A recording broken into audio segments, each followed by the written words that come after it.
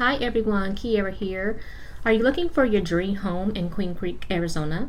Emblem at Oro Ridge by Shea Homes offers stunning new construction homes nestled at the base of Santan Mountains with scenic views, modern designs, and quick access to parks, schools, and shopping. This premier Queen Creek community features spacious floor plans, contemporary finishes, and thoughtful indoor-outdoor living, perfect for those who crave space, comfort, and style in the East Valley. For more details, you can reach me on my website at futurenewhomes.com, and be sure to like, subscribe, and share this video. Also, leave me a comment. Let me know what you think of the home.